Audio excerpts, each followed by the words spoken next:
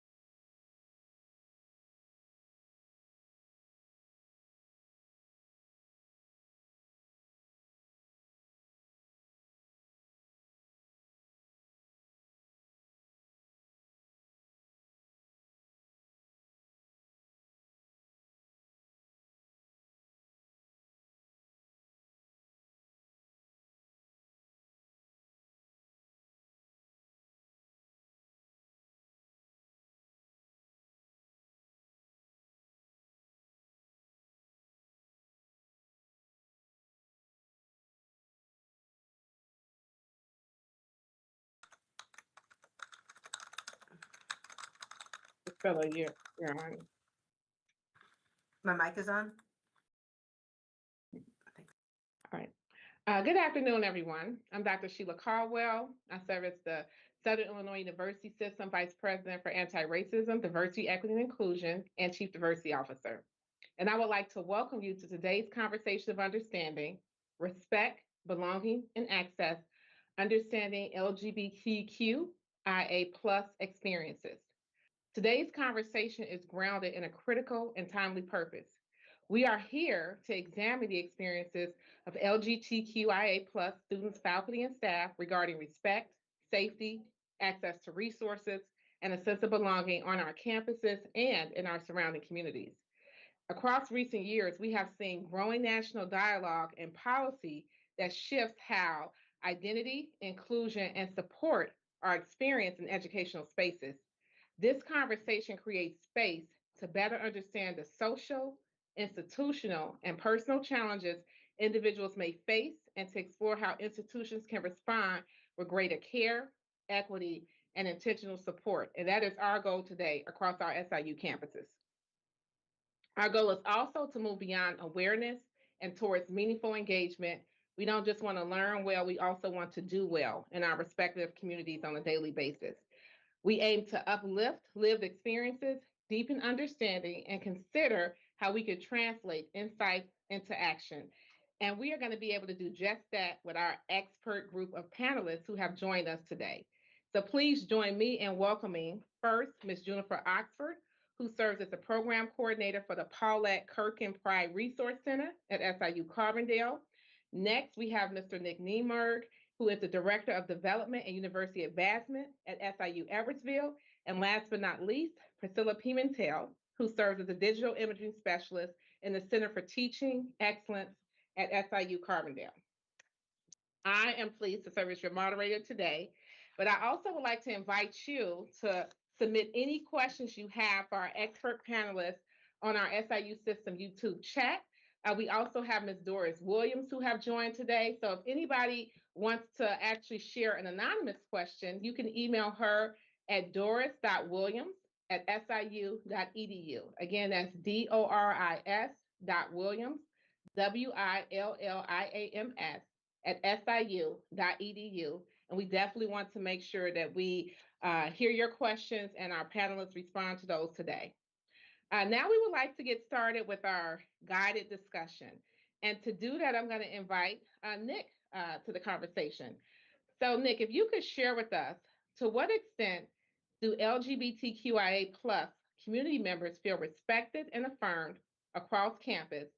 And what are the most meaningful ways that SIU and other institutions can better honor and affirm their identities? Yeah, so obviously with the various array of identities that are represented within the LGBTQIA plus spectrum, I just want to preface in saying that I'm speaking from my experience and what I've heard from my different constituents that I work with here at SIUE. So just want to put that out there before I start. In general, I think within the campus community, there is a general sense of welcoming and being supportive towards the queer community, but obviously there are several ways to improve that. There are lots of visible efforts that are already in place from the Edwardsville campus, and I would also speak from the Carbondale side. There are offerings of trainings that are called Safe Zone that are run by an array of experts that provide some sort of LGBTQIA plus sensitivity training for a better sense for a decent word to use to help create that sense of belonging. Our student affairs office here on campus offers a variety of inclusive programming geared towards students that are from all walks of life. But then again, all these different experiences when it comes to welcoming and belonging, they can vary depending on what role you have at the institution, what department you're working in, and even in your daily environment and your interaction with colleagues. A couple of things that I will say that I've noticed that are working well. We have a pretty strong student organization and informal faculty staff ally network here on campus that takes it upon themselves to create those more social interactions amongst their peers. In certain areas, I'm noticing that faculty are incorporating inclusive practices in classrooms and also in the advising process with our students. And then staff that have student-facing roles. I can speak from my experience in the School of Pharmacy and the School of Nursing, do an excellent job of really creating an affirming day-to-day experience with the students that they interact with. Some areas that I think that the system could grow would be to ensure some consistency across academic units. Too often we hear, that one department is really excelling in creating these kind of welcoming environments. Others are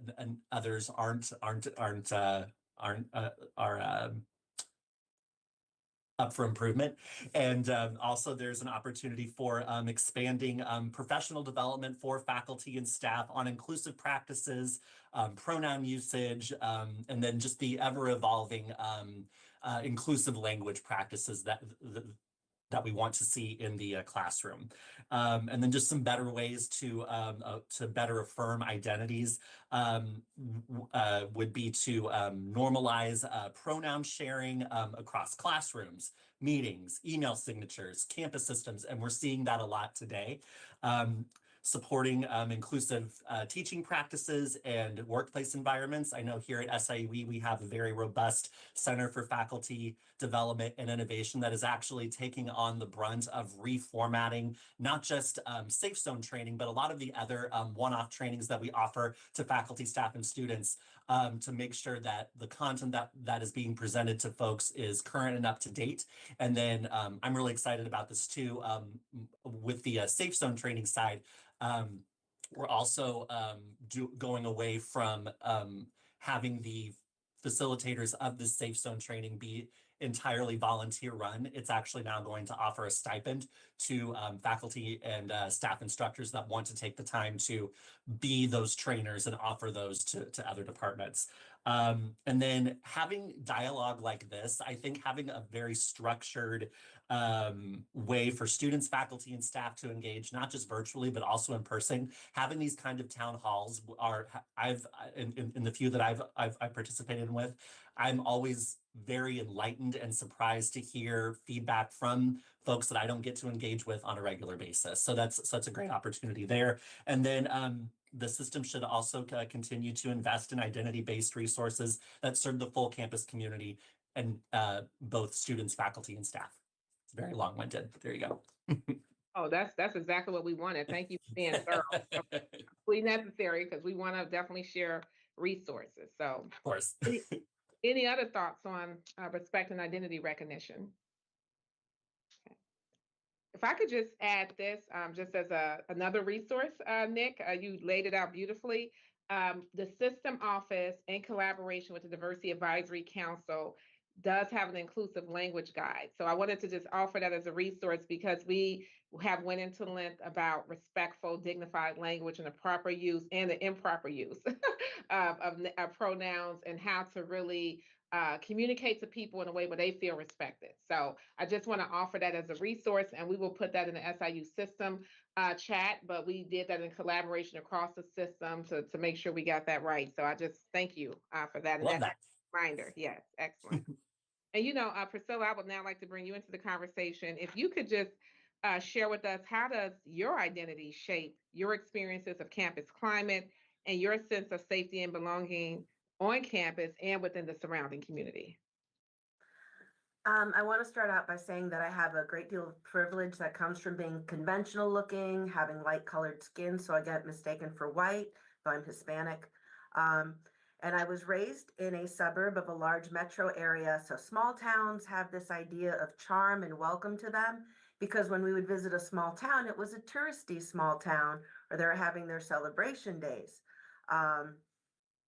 And later on, I married someone with relatives in Southern Indiana, and we'd visit them a few times a year. And I became more acquainted with living somewhere rural and isolated from these relatives. They had complaints about services, not having enough to do, a lack of good jobs. The kids complained about how their school districts weren't really meeting their needs like they should be. And it gave me a good view of how overlooked rural communities can be. Having lived in Southern Illinois for 30 years, I have noticed a lack of friendliness in some small towns, even with being light-skinned and looking like everybody else. It helps if you're with someone from that county, and I typically bring out my slight Southern accent that I use with my friends, and I'm aware of my behavior. I respond when people talk to me. I know they're sizing me up, and I'm letting them know, hey, I'm here, I'm friendly, I'm nice, I'm going to get along with everyone. But I'm aware that I'm being sized up. I'm also aware that even though it's very rare, people can get violent in small towns because that is their territory and that home, and they can take things into their own hands. So just being a college student can bring about animosity and suspiciousness in a small town. A lot of the towns in our area view Carbondale as the center of crime and sin, and they can be hostile towards people who they think are Northerners and want to impose wokeism on them. Political tensions are currently inflamed. Trans and gay people are scapegoated and posed by religious and community leaders as a threat to young children and the fabric of society in general. And so even when people in small towns have friends who are gay, those are their friends and those are their communities, and those are different than those outside gays. Those outside gays are the scary bad ones that they've heard about. People from small towns, they don't necessarily get to meet a lot of gay people, and so they can be influenced about rumors and untruths about gay people. So I can understand why our students can have a hard time and be met with hard looks, animosity, and so on and so forth. Not that that always happens, but for me, just as an older person, I'm aware of it as a threat, and I'm aware of it as an issue when you travel outside of Carbondale, which is pretty accepting and pretty accustomed to having LGBTQ. I will say that I think that Northerners are sometimes biased towards rural people and can be dismissive of their education and intelligence, and that can also cause tension. Yeah, no, that was plain and that was forthright, and we needed to hear that. So thank you for sharing that. And also for advocating for students and different communities in this space. I think that was important to kind of really nuance the differences and what people can expect. And I even heard you say in some ways how you might kind of adapt behavior, assimilate a little bit and conform in order to be able to feel safe, right? In certain spaces that might not be as always welcoming and accepting. Right. To let them, and also to let them know that I'm kind of one of them. Mhm. And that I like rural people, and I like and value the intelligence they have, the way they deal with problems and solve problems. But I can also understand that either because of programming or because of sometimes they have bad experiences that they may not be real friendly towards outsiders. Um, but that doesn't mean they're hateful either. You just have to be careful. Mhm. And if you look urban, it's going to be harder. Yeah, thank you for unpacking that. I want to stay with you for a moment, and I have another question as it relates to family and faith. If you could, you talked about community experiences. If you can tell us in what ways has your identity impacted your relationship with family or faith communities, and what type of support would be meaningful to you? I come from a family of religious people, of a lot of preachers. My grandfather was a preacher and established a church. A lot of my cousins, aunts, and uncles they have ministries of their own kinds. And yeah, I'm Hispanic, and so you don't kick out your family members, but there's also a tendency to not leave people alone about the choices and decisions they've made about um, their religious views. But I have family members who are openly gay, and no one ostracizes them, no one kicks them out. Um, but it's a tension that's there. When I think about bringing my son to Puerto Rico and introducing them, and he's openly gay, he has a partner, and I worry about how they might treat him, how they might, like I would be like, oh, let's just not talk about it. And he doesn't want to live his life that way. He's open about how he lives and his partner and who he is. And I worry about how that would work with my family members and what they might say to him and so on and so forth. Um, Within my own family, they've been very accepting. So I didn't grow up with that hostility, but I did experience it in my church my church was very anti-gay. They were very conservative and they were anti a lot of things. So as a young person, I just kind of bundled it all up together. But as as I look back on it, this was also during the time where HIV was just starting to emerge. And I didn't put together how their hostility towards LGBTQ, their calls to politicize and contact your representatives about gay related laws, how all that played into my real life where we lost a family friend to HIV. And if, our church hadn't been against it and hadn't been doing letter writing campaigns against HIV research and HIV education, would things have been different? And I think about that a lot now that I'm older. Yeah, yeah, no, thank you for being vulnerable and sharing that personal experience, right? Because many of us were aware of that and how people responded in, like you said, not so positive ways, and there were real implications to ignorance, right? And real implications to people's lives. I'm just going to open it up. Are there any other disconnections that people have experienced as it relates to family and faith that you might want to share about? I just want to point out with family and faith, and then just how that also encapsulates like surrounding communities with our campuses being in such close proximity to neighboring states that don't have as progressive political climates as Illinois, and so many of our students at Edwardsville are crossing the river every day, going from the Missouri St. Louis metro area into here. It's a very different landscape. So that's I just wanted to acknowledge that and say that that's a very unique um, trail to navigate, because what might be legal, so to speak, in Illinois could be deemed it could be and very well is deemed the exact opposite just across the river, 15-20 minutes away. No, excellent. Yeah, we are at interesting times. So more and more you cross state lines and you're having completely different experiences, almost like you don't feel like you're in the same country Yep. sometimes, right? It's happening to a lot of different demographic groups who have already been put on the margins. But like you said, LGBTQA, and kind of go to Priscilla's point, like different ways you have to maybe be a little bit more alert and watch your back because um, the education, the knowledge, the reactions can be different based on that political climate. So yes, thank you for that. Jennifer. Yeah, I also wanted to chime in that Carbondale is a really interesting landscape with the religious circles here that a lot of our students have had their crises of faith and they have walked away from their faith. Usually that's tying with their relationships with their families and their hometowns. And so they arrive to SIU really, shaken on those ideas and non-observant.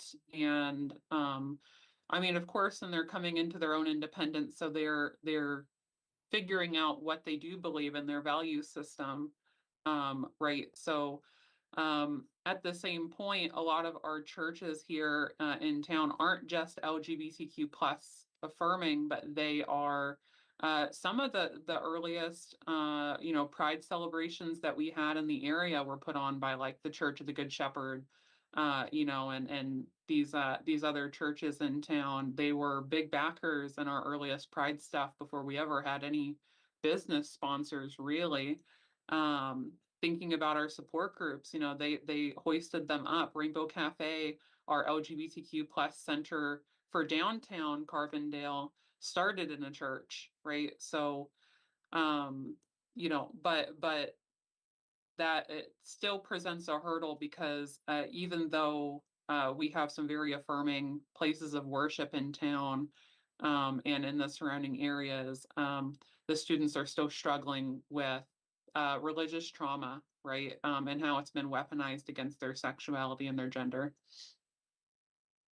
Oh, thank you for sharing that. That's also very real, like you said, religious trauma, church hurt, right, from being rejected. So I am pleased to hear that there are some churches, but we always recognize that there is so much more that we could do because it's one thing to invite people, it's another thing to help them heal, right, and to make them feel accepted and like they belong. So I appreciate you bringing that perspective. And Jennifer, staying with you, I have a little slightly different direction I want to go in, and it's different layers, so feel free to take your time responding to this one. But how do your experiences at the intersection of queerness, disability, or neurodivergence influence your access to inclusion, understanding, and support in Carbondale and across campus? Yeah, I mean, the issue impacts me personally. I think about that quite a bit, both in the implications of my work and then also from my own personal experiences. I'm a transgender lesbian who happens to be neurodivergent and has what is called an invisible or non-apparent disability, right? So whenever whenever I'm having interactions with students, whenever I'm having interactions with our faculty, staff, alumni, these sort of barriers to communication and access continually get broached and brought up. So thinking about the ways in which I can ease communications between me and other people, for myself and for them. Again, it really factors into to everything that we do, right? So all of our queer cinemas that we do on campus, we do those every month. We do a free LGBTQ plus movie And we, anytime I can get captioning services on those, we do. We are, very, very, very frequently, a large part of the reason why we have captioning services too, of course, is that most of our movies are not in English. So we usually have English captions on them. But we have some institutional support here at SIU Carbondale. We have what's called the Office of Access and Accommodations. I don't know, Nick, what's it called? Is it called that over there at SIU Edwardsville? It's called Access. Yeah. Right. And I think it used to be Disability Support Services over here. So we had that change, and I gotta say I do appreciate the name change. For some students, they've mentioned it's a bit of a difficulty for navigating. How are they getting in contact? Are they using the first words that come to mind? People are thinking is just we're just going to use the words that we have been around. So making certain that they're able to find those things. The good thing is that OAA is very, very good and proactive about getting out there and getting that information into the hands of students. Whether it's alternative test taking or, ESAs or housing accommodations or support animals or, anything like that. They have been a real wealth of information and really, really important advocates for our community. Of course, I would be remiss to not mention that there is a significant overlap between our neurodivergent population here on campus and our LGBTQ plus population on campus. Whenever we're thinking about those things, like we're thinking, we don't just want to view people's perspectives as lacking in some way or insufficient in some manner, but they're providing very valuable, very different perspectives, right? And so what does structures here on campus and in our system look like if they were designed by people who are neurodivergent or people who have disabilities, right? I think these are the kinds of questions we need to be asking is less on the realm of how do we retrofit, right? Our buildings and our language to accommodate and fit people, but instead bring them into the process and give them buy-in, right? So OAA, their work is really, really excellent. The other question that I have had frequently from our students who are neurodivergent is, do we have a resource center? Because our structure here at SIU is we have everything under an umbrella and we have specific identities resource centers, right? So I've had the question of, do we have a disability resource center? And people will mention OAA and then they'll say, no, I'm looking for, like, where's the social spaces? Where's the events? Where's the commemorations? Where's the cultural observances? Where's the movies that we're going to be watching? Where are all of these things? And so we have those sort of things pop up all around campus, right?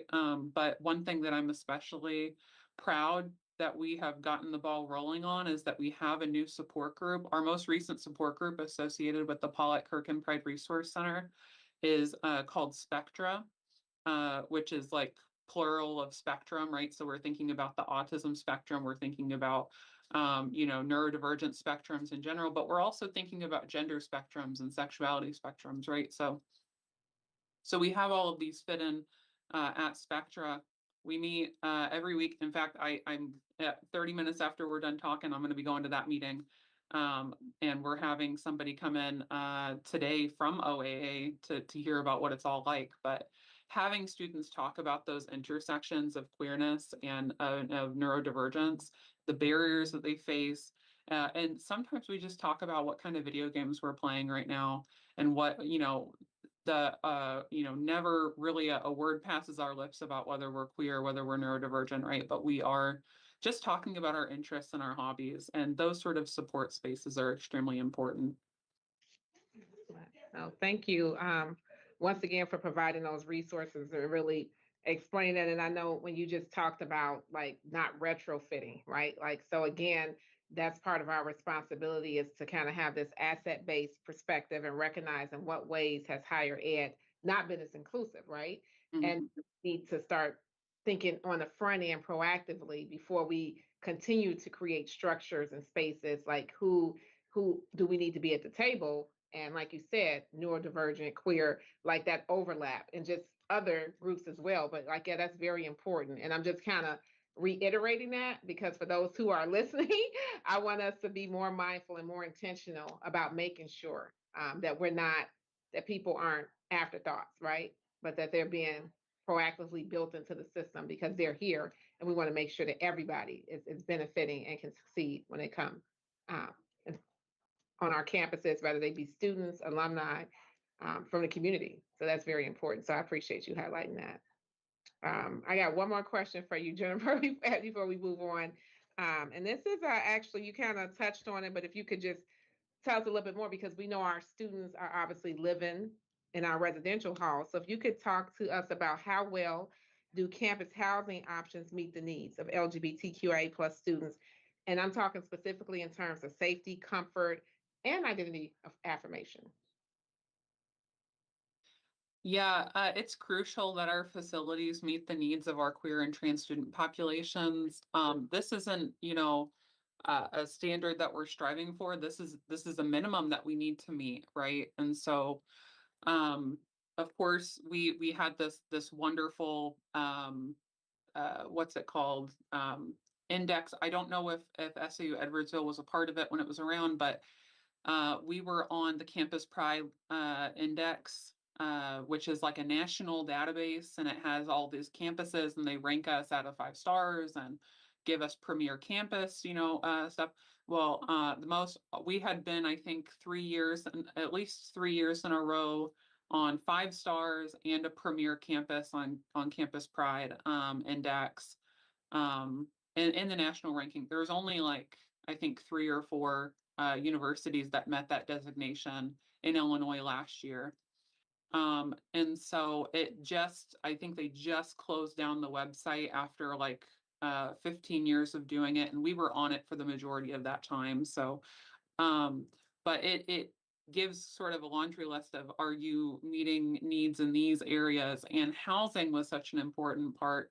We started we ended up calling it the Campus Pride Living Learning Community. So we have these living learning communities that are primarily academic LLCs, right? So major specific LLCs like housing for people to be in. But then we also have these themed ones as well. And so we're kind of under the themed LLC umbrella. And this got started, I want to say it was 2012, 2013. I think it was 2013. And so housing on campus is divided between east and west. And on the east, we have the towers, skyscrapers essentially. And then we have on west, we have shorter 3-story tall buildings over by Campus Lake. And so the positive about that is we have seen growth on the Campus Pride LLC, our LGBTQ plus inclusive housing, year after year after year. We started with just one hallway of one of the towers, and now we are kind of bursting at the seams at 3 hallways. Last year we did 4. We're probably going to have to do 4 again next year. My dream is to be on 2 full floors and have all of them together. But of course, whenever you have instances of LGBTQ plus affirming housing, the other problem that you run into is that it's a very easy Band-Aid for some deeper issues that we might be having. Our campus buildings are old. Like they are quite old. We're getting our value out of them, right? So when we're thinking about the buildings here, some of them are pre, oh my gosh, I'm forgetting the name of the law. What's the name of the law where the buildings being disability inclusive? ADA. ADA. Oh my gosh, I was thinking LDA. But ADA accommodations, we got to make sure that all of our buildings are up to code, right? There's a difference between, of course, inclusion of the bare minimum that we require, and then truly inclusive sort of accommodations that we're providing. West Campus, for instance, I think we have stairs that go up to the third floor. I'm not so certain that we have any elevators in those buildings. And so if you are a student who uses a wheelchair, you're going to be on the first floor, right? Maybe your friends are meeting on the third floor in a room. You won't be able to visit your friends on the third floor in that room, right? So that guides where we put the Campus Pride LLC. We've been on East Campus in the towers because, again, elevators go all the way up and everything. But then you get into the thing of all the rooms are in suites, right? So you have a room and a room adjoined by a restroom that does not lock on either side. It's important to know. That's a fire code reason, right? You can't just block an exit in some way. So what that does is it makes it difficult for our trans, non-binary, and gender non-conforming students to get proper access to a restroom, right? They might feel uncomfortable using the restroom if they're in an adjoining room with somebody that doesn't match their gender identity, right? So we take that out of the equation. We don't even think about that question by bringing all of our trans, non-binary, and gender non-conforming students into the Campus Pride LLC.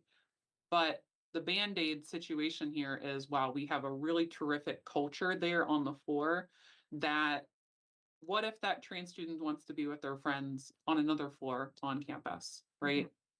What if they don't meet whatever passing standards that people have for them? They have to sort of fit very neatly into a binary of man and woman in order to use those spaces. Otherwise, they face harassment.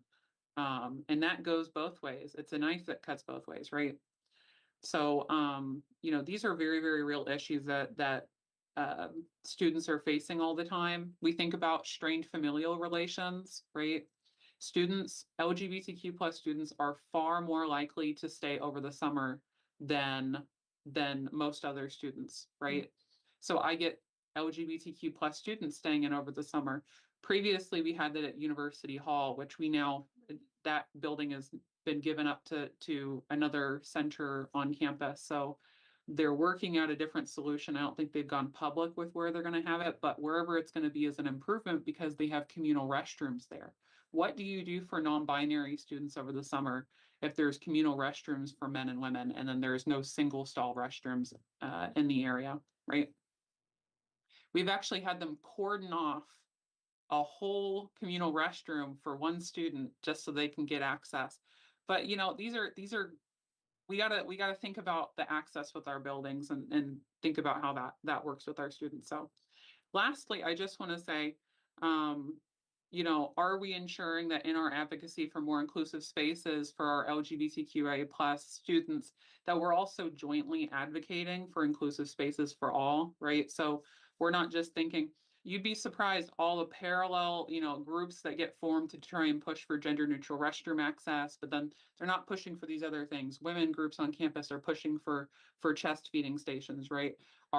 So we're not united on that front. If we were united on that front, then we would have more nursing rooms. We would have more gender neutral restrooms in buildings that students go to classes and not just peripheral buildings on campus where the students are not going to be using them much, right?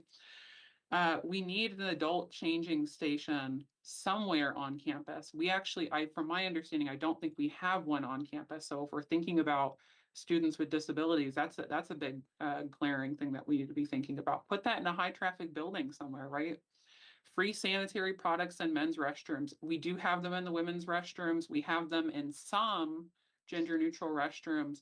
But the men's restrooms, again, they don't have those things, right? So what if they run out in the gender neutral restrooms? Or what if these gender neutral restrooms aren't too close to where they're going, right? So these provoke a lot of issues. And then lastly, sharps containers and restrooms across campus, because we're not just talking about drug use in general, but if we're thinking about people with diabetes who need to be getting rid of their sharps, having them carry containers and stuff, which I'm sure they are unfortunately all too comfortable doing, right? But all kinds of things like this we need to think about. Where are the students doing that? If they're doing gender affirming hormone therapy, are they safely disposing of them? I hope they're not just putting them in the trash, right? So, all of these ways in which we can make our facilities more inclusive would be wonderful. And I hope I didn't steal any of the thunder from you, Nick, because I know that we're going to be talking about gender neutral restrooms. But anyhow, that's my soapbox. Yeah. For those of you who are listening, we actually record these sessions because I definitely was taking notes. But the amount of thoughtfulness that has to really go into being truly inclusive, you really helped us understand that. You have to have these type of experiences and know people who have these type of experiences in order to really think broadly about what the needs are and how you're going to meet the needs. And expanding our definition of what it means to be safe, right? It's a lot of that, like what goes into that type of thoughtfulness, what goes into people being able to have access to relationships if they also have disabilities and they need certain type of facilities to accommodate them, right? So again, that's why we're having this conversation, but I think we all need to go back and really pay attention to all the different ways you really helped us understand what it's going to take for us to truly have an environment that's not retrofitted, but that's actually built for all of the students we're trying to serve. So really, thank you for that. That was very helpful. And if I can Nick, add, yes. if I can add very quickly, I'd set with all of the suggestions and work that Juniper has listed. I mean, I even just on the topic of having hygiene products in all restrooms, that's been an ongoing topic of conversation since I've been at the university, and Juniper's right. It takes a concerted effort of getting multiple groups together. And then when that does happen, and we've outlined all these different reasons for why this is important, or why why we need to follow state law, because that is a state law, then how do we make the people that are the decision makers fully understand, like, this is not just us complaining about something for the sake of complaining. This is a real issue that benefits the liveliness of not just faculty and staff, but students as well. Absolutely, yes. And I think you all have done that. I will hope nobody have any excuses after here. It's been explained very well and very thoughtfully. And I know Juniper referenced this, but Nick, I do want to, turn to you and ask you about how accessible are inclusive and gender neutral restrooms. Do you feel like they're accessible and inclusive for our LGBTQIA members, and what can we do to improve it if not? Absolutely. There has been some progress made at SIUE a few years ago. Me and a few other folks that are a part of the SIUE Queer Faculty Staff Association, we worked with our marketing and communications team to establish an LGBT resources site within the SIUE web frame. And part of that includes a listing of both on-campus and off-campus resources that are available to faculty, staff, and students. One of those things is literally listing out where are all of the gender-neutral restrooms. Mm-hmm. It does need to be updated, but if for those of you that are listening, that website is siue.edu/LGBTQIA, and in a perfect world, I would love to see a more interactive map that actually pinpoints exactly where those locations are. All that to say that there is availability, but awareness and ease of those restrooms varies. They're not always easy to locate. Some of them are kind of in these weird, like, you have to turn a few corners and click your heels and all that stuff, and then you might find it. But if you're thinking about wanting to create a welcoming environment, not just for faculty, staff, and students, but you have campus visitors that are coming here on a regular basis, as well as new employees that don't know where all of these things are. So again, these gender neutral restrooms, they are available, just very difficult to locate in some situations. There's also an uneven distribution across academic buildings. Juniper kind of alluded to that earlier. So there's an uneven distribution, not just with academic buildings, but offices, and then a lot of our older facilities. SIUE is coming up on its 70th anniversary next year, and and a lot of our very first buildings look it, and so and so they don't match with what we are in need of today. And then there are instances where there are faculty and staff that unfortunately need to leave their immediate work area to go find an inclusive space to go use the restroom. What I will say is working well. The building I'm in right now, it's the SIUE Health Sciences Complex. It's the newest building on campus. We just opened this past fall. I would say it's the shining beacon of what the system can do moving forward as we're looking to capital investments for various buildings, creating new spaces on campus. Every floor in this building has 1 or 2 gender neutral restrooms, in addition to male and female restrooms. We also have a dedicated lactation space. We have a dedicated meditation room as well. And all of those are very clearly marked, very easy to find, open for anybody to use. So having that kind of a mindset when you're thinking about the design elements for a newer building or a newer capital project, making sure that those inclusive ideas of making it accessible for everybody at every time really needs to be instilled into the architects, and I'm very thankful for the building that we're in now. There's also some growing campus-wide recognition that restroom access impacts comfort, safety, and productivity. So if you're not providing safe places for people to go use the restroom, their productivity is probably not going to be as high as you'd like it to be. So again, just from a workplace standpoint, you want to treat your employees well on that sense. And then some additional improvements is having a more robust, highly visible restroom map that's available online somewhere for all campus users. We have something like that here. It could definitely be improved upon.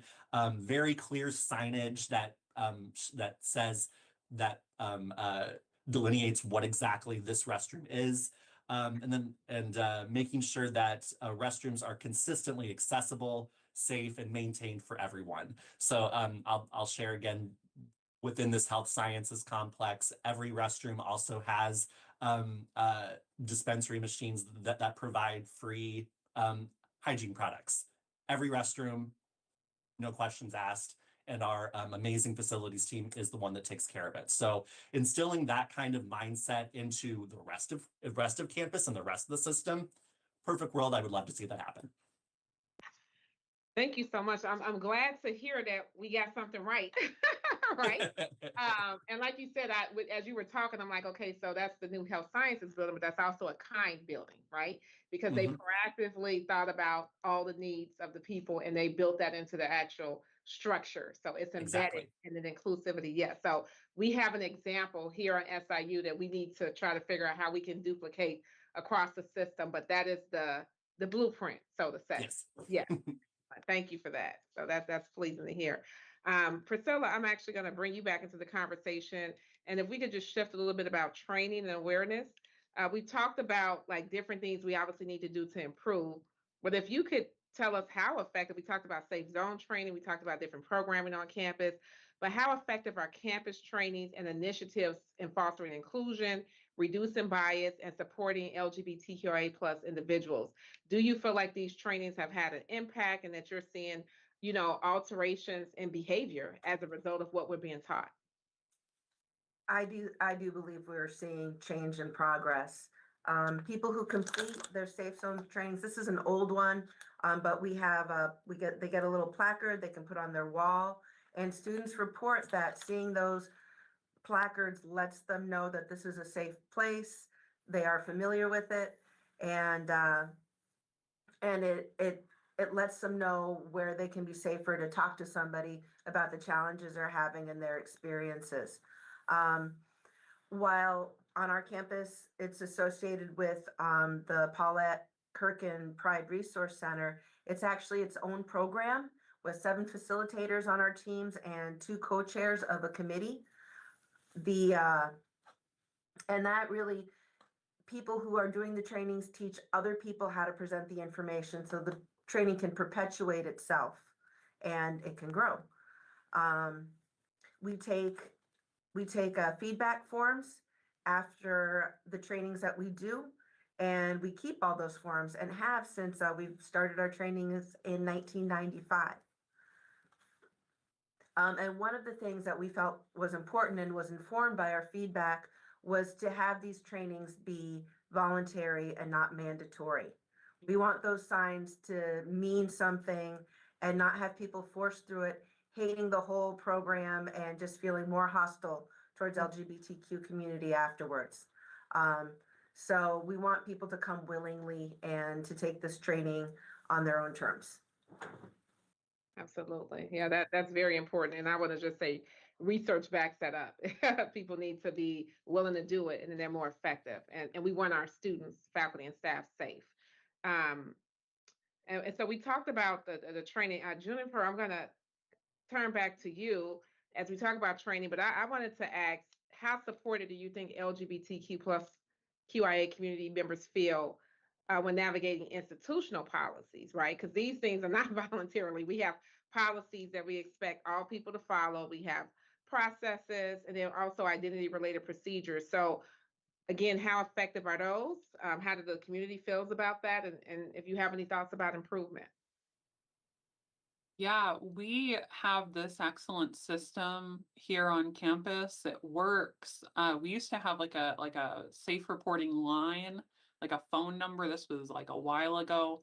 Now it's an online form. And so I think the only intimidating thing about it is that this is a crime reporting form, this is a bias reporting form, and everything in between. So you could tick a box to say, anything from this person made me feel uncomfortable in class because they're misgendering me and intimidating me in front of the folks, to murder is on this. You know what I mean? So it's like, I have a lot of, and then they use like, they say victim or something like that on it. So I have some students that tell me they're like, the severity of the language makes me feel like, is my cause really something worth reporting, right? But for the most part, the great thing about the Safe Zone, of course, is that we're all mandated reporters. This is the kind of way that we do that. And so if I catch wind of those things, I tell them, just to let you know, far and ahead in advance, I am a mandated reporter, right? But I will, make sure that you're empowered in the process and that you are aware of what steps you can take. And this doesn't go any further than you want to take it, right? This doesn't inform, law enforcement. This is a separate process. This is how we get our confidential advocate to reach out to you. These are the offices that are informed. So those mechanisms, our reconciliation process, our ombudspersons do a really, really wonderful job of rectifying those issues. And if I have a student come in and talk about barriers that they're facing, the university support system that we have here is quick to answer when called upon. Now, as far as identity related things, we have a preferred name system here on campus. We've had it since 2018.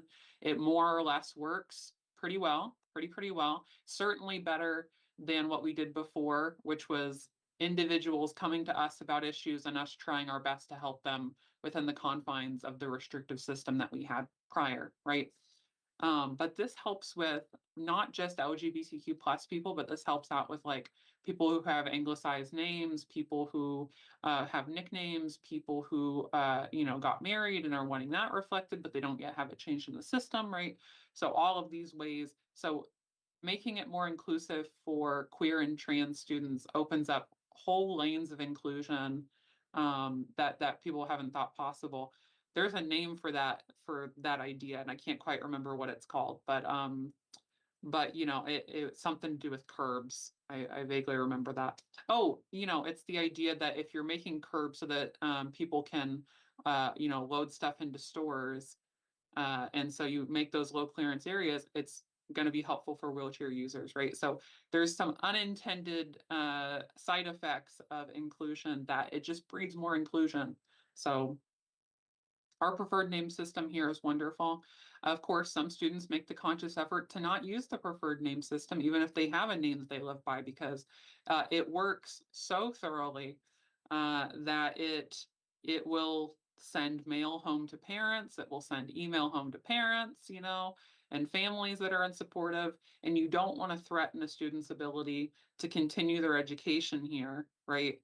If a parent decides they're no longer going to fill out the FAFSA form, if a parent decides that they're no longer going to support financially their education, then they're out of here and we can do nothing more for them, unfortunately, right? So we have to be very, very careful about ways in which our system can butt up against those things. And then I just want to say, legal name and gender change stuff.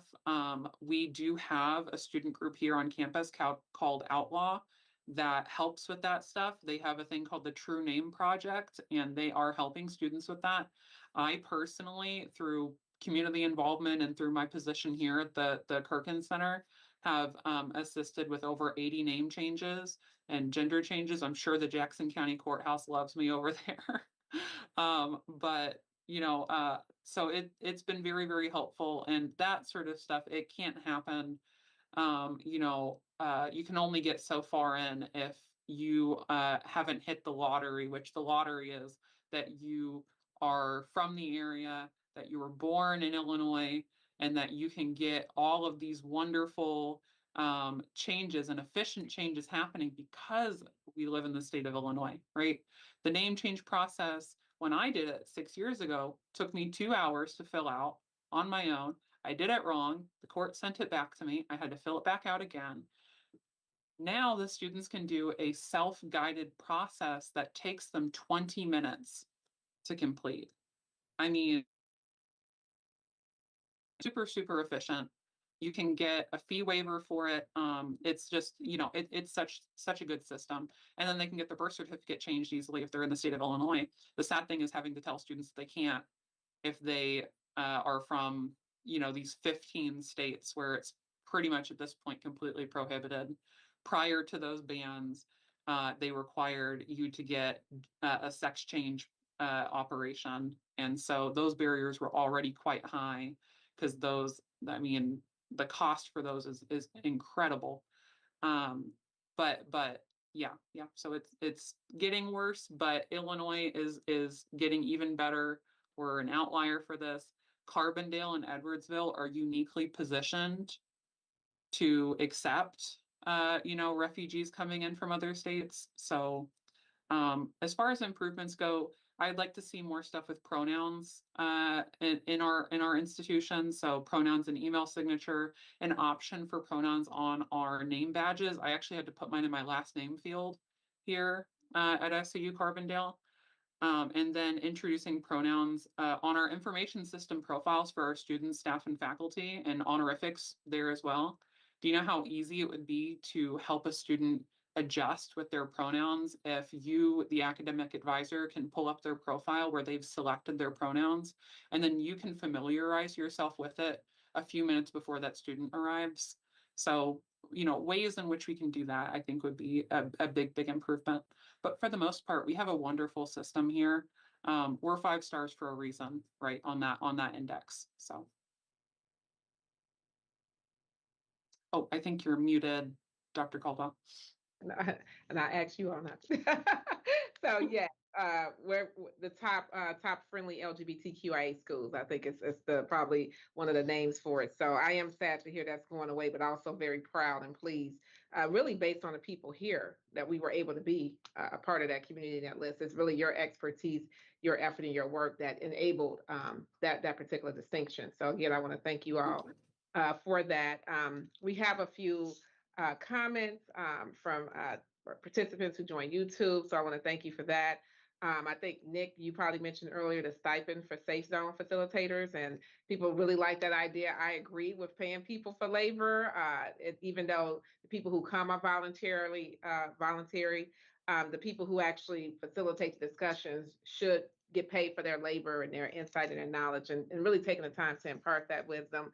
And then also, Juniper, a compliment. Thank you for taking your mandated reported status seriously, because that's very important as far as protecting individuals from harm. Another thing I just want to point out as we have a few more minutes and I do closing comments. One of the things you guys have illustrated, I mean, it's been vast knowledge and really excellent information shared. So I want to thank you for that. But I also think as we move towards automation, like it's still important to really still get input and advice. Juniper talked about how the technology can be like a double-edged sword, right? Okay, you want to use it this way, but then it can also harm students at home if they don't have support of family members. So we still cannot just take it upon ourselves to use this technology without being in community, in communication with, team members to really make sure that we're not doing undue harm, right? And I think I just wanted to point that out. Even with the biased incident reporting process, like it's varying degrees of harm. It's all harm, right? So we have this one place where students can report incidents where, yeah, it could be something extreme, but also being misgendered, we have data to show how harmful that is as well. And we don't want to harm our students. And so I still want to encourage students, even though that form is is exhaustive, your harm, your hurt matters, and we want to get it right. So please still continue to complete that form if faculty, staff, even a fellow student or colleague does something that's inappropriate. I just wanted to highlight that because we want to know and we want to do what we can to remedy that particular situation. So I wanted to add that as well. Again, I definitely want to hear more. We had a few questions that we could not get to, but we got a lot of great information, and I don't want to burden you all, but I think people probably have taken your names down if they have further questions or comments that they would like to ask. So again, I want to thank you all, each of you, Nick, Juniper, Priscilla, for your expertise, your insights, and your lived experiences. It was very meaningful to me, and I'm pretty sure for everybody who joined, really deepening our understanding, and also just for moving this work forward in meaningful ways. I think it was very illuminating, the work that has been done and so much more work that needs to be done for us to get this right. So again, thank you for that. Thank you to those who joined on YouTube. And the last thing I would like to share is that we are going to be bringing the conversations of understanding to the Edwardsville and Carbondale campus in the month of April. So on April 14th, we will be at SIU Edwardsville, and on Wednesday, April 15th, we will be in Carbondale in partnership with the Young Invisibles, who are specifically facilitating conversations on students' right to learn. We know that there's been a lot of policy changes in higher education, and we want to make sure the students know what their rights are when it comes to learning in and outside the classroom. That conversation will take place from 10:30 to 12, again, on the 14th in Edwardsville and on the 15th in Carbondale. For those of you who decide to participate, we will have a lunch from 12 to 1 o'clock. And then we will actually follow that conversation up after lunch with a discussion on the public funding formula. The Illinois state has worked for several years now to really equalize funding for colleges as we have done for K through 12. And so we want to make sure students are aware of that, and they can also advocate for equitable funding in higher education and really address, student loan debt, that type of thing. That conversation will take place from 1 to 2 o'clock, again in Edwardsville on April 14th, and then 1 to 2 o'clock on Wednesday and April 15th and on the Carbondale campus. If you want further information, you can please reach out to my office along with Ms. Doris Williams. If you are on the Carbondale campus, Ms. Dina Timmons will be able to respond to you. And on the Edwardsville campus, we have Mr. Cordell Billups and Kimberlin Belonging Center. So please feel free to reach out to those individuals as well. And we look forward to continuing these important conversations of understanding. Again, thank you all for being here. And until next time, have a great day.